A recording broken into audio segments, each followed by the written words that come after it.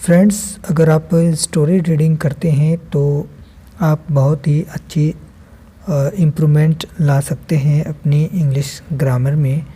और बहुत कुछ इस स्टोरी के माध्यम से आप सीख सकते हैं, क्योंकि स्टोरी रीडिंग बेस्ट होता है इंग्लिश को इम्प्रूव करने के लिए।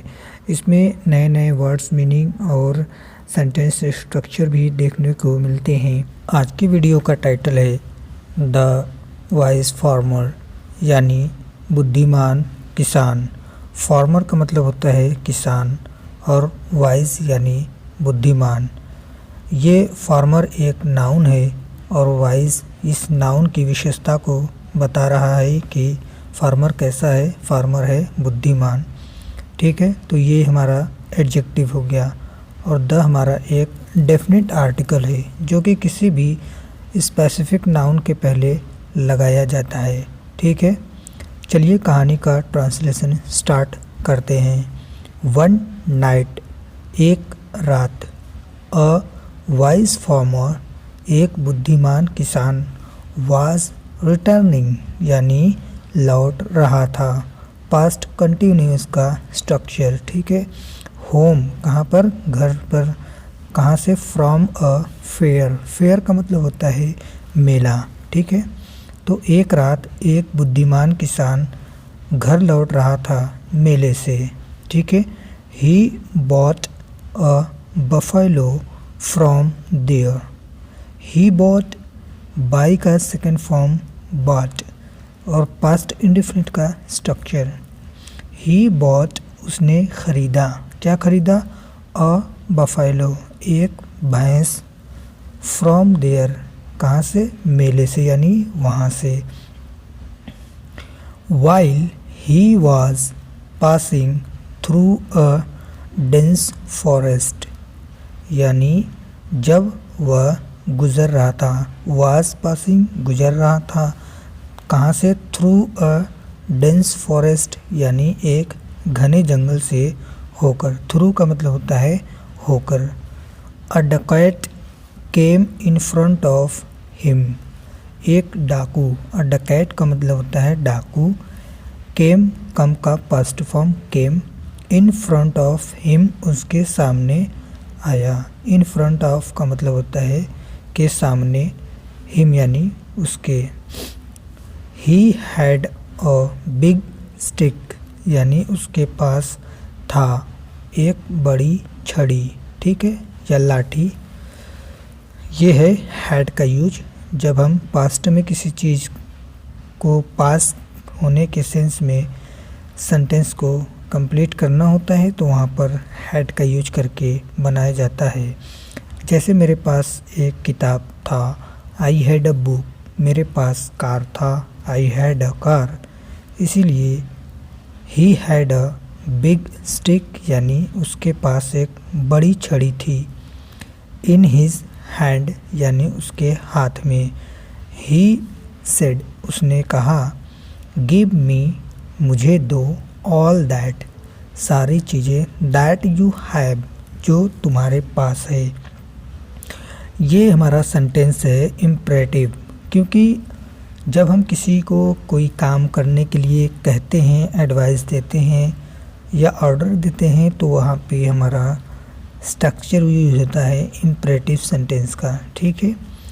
द फार्मर वाज अफ्रेड, यानी किसान जो था वो भयभीत था।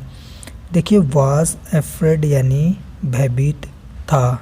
अफ्रेड यहाँ पर जो है एज अ एडजेक्टिव यूज हुआ है, क्योंकि ये किसान की विशेषता को बता रहा था कि किसान कैसा था, वो भयभीत था।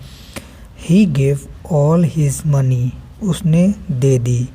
ही गेव, उसने दी। ऑल हिज मनी, अपने सारे पैसे। टू द डकैट, यानी डाकू को, ठीक है। देन, उसके बाद या तब। द डकैट सेड, डकैट ने कहा, डाकू ने कहा। Give me the buffalo too, यानी मुझे भैंस भी दे दो। सो, इसलिए the farmer handed over the buffalo's rope to the dacoit, यानी इसलिए, सो का मतलब होता है इसलिए,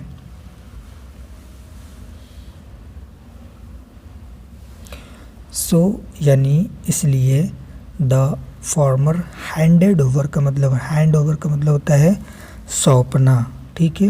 यहाँ पर पास्ट फॉर्म यूज किया गया है, यानी द फार्मर हैंडेड ओवर, किसान ने सौंप दी। द बफेलोज रोप यानी भैंस की रस्सी या जिसको हम बोलते हैं पगा, वो उसने सौंप दी डकैत यानी डाकू को। टू द डकैत यानी डाकू को। देन यानी तब या उसके बाद।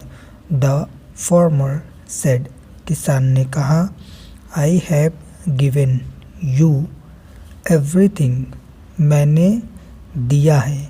देखिए यहाँ पर जो है हमारा प्रेजेंट परफेक्ट का स्ट्रक्चर यूज किया गया है, क्योंकि हैव, हैज़ या हैव के साथ जब हमारा थर्ड फॉर्म वर्ब का यूज किया जाता है तो वह स्ट्रक्चर हमारा होता है प्रेजेंट परफेक्ट का।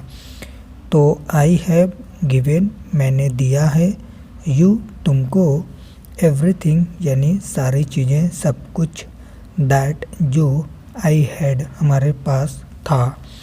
Please give me your stick यानी कृपया, गिव मी मुझे दे दो, योर स्टिक यानी अपनी छड़ी। बट लेकिन, why do you need it, तुम्हें इसकी ज़रूरत क्यों है, ठीक है। यहाँ पर हमारा प्रेजेंट इंडेफिनिट का स्ट्रक्चर यूज किया गया है, क्योंकि डू या डस के साथ जब हम जो है फर्स्ट फॉर्म लगाते हैं वर्ब का, तो हमारे पास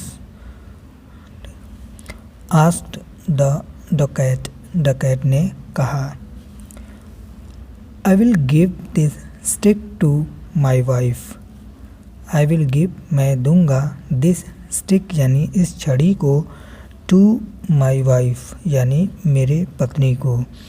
शी विल बी प्लीज्ड वह बहुत आभारी होगी, खुश होगी, दैट की, एट लिस्ट यानी कम से कम, आई गॉट मुझे मिला, समथिंग कुछ, फ्रॉम द फेयर यानी मेले से। तो वो किसान कह रहा है कि आई will give this stick my wife, मैं इस छड़ी को अपने पत्नी को दूंगा। शी विल बी प्लीज्ड वह खुश हो जाएगी, दैट की, at least I got something from the favour की मेले में से मुझे कुछ तो मिला। The dacoit gave the stick यानी डाकू ने जो है